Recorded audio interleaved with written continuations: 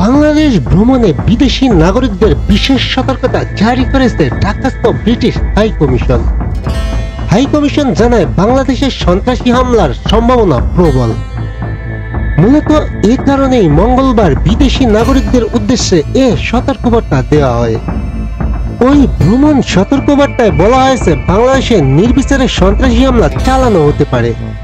জনাকীর্ণ এলাকা, ধর্মীয় স্থাপনা, রাজনৈতিক সমাবেশ সহ বিভিন্ন জায়গায় সম্ভাব্য ঝুঁকিপূর্ণ বলে উল্লেখ করা হয়েছে। হাই কমিশন আরো জানিয়েছে কিছু গোষ্ঠী এমন ব্যক্তিদের লক্ষ্যবস্তু করছে যাদের ইসলাম বিরোধী জীবনধারা বা মতামত রয়েছে বলে তারা মনে করেন। এই সতর্কতার পর বিদেশি নাগরিকদের নিরাপত্তা বিষয়ে বাড়তি সতর্কতা অবলম্বনের পরামর্শ দেওয়া হয়েছে। এছাড়া হাই কমিশন আরো বলেছে মাঝে মাঝে সংখ্যালঘু ধর্মীয় গোষ্ঠীর বিরুদ্ধে হামলা চালানো হয়েছে এবং পুলিশ ও নিরাপত্তা বাহিনীও হামলার লক্ষ্য হয়েছেন। এসব হামলায় বিশেষ করে প্রধান শহরগুলোতে বিস্ফোরক ব্যবহার করতে দেখা গেছে। তবে বাংলাদেশি কর্তৃপক্ষ এই ধরনের পরিকল্পিত হামলা প্রতিরোধে কাজ করছে। ভ্রমণের জন্য সতর্কতা জারি করে যুক্তরাজ্যের হাই কমিশন পরামর্শ দিয়েছে চারপাশ সম্পর্কে সতর্ক থাকতে হবে।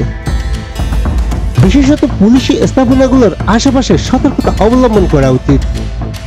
বড় ধরনের সমাবেশ বা পুলিশ ও আইন শৃঙ্খলা রক্ষাকারী বাহিনীর উপস্থিতি সম্বলিত এলাকাগুলো এড়িয়ে চলুন।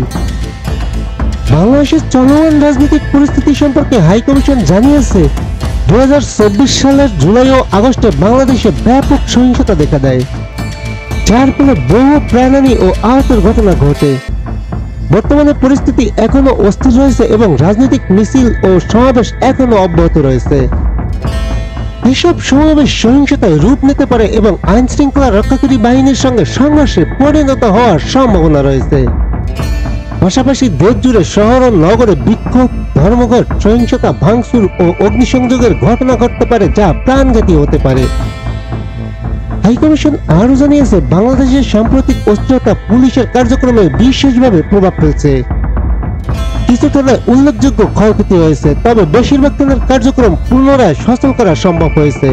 তবে সব পুলিশ সদস্য এখনো কাজে ফিরেননি। রাজধানী ঢাকা ও অন্যান্য শহরে অপরাধী চক্রের তৎপরতা অনেক বৃদ্ধি পেয়েছে। ডাকাতি, সহিংসতা, অপরাধ এবং ধর্ষণের ঝুঁকির ব্যাপারে সতর্কতা দেওয়া হয়েছে। এসব অপরাধের সম্ভাবনা নিয়ে বিদেশি নাগরিকদের সচেতন থাকার পরামর্শ দেওয়া হয়েছে।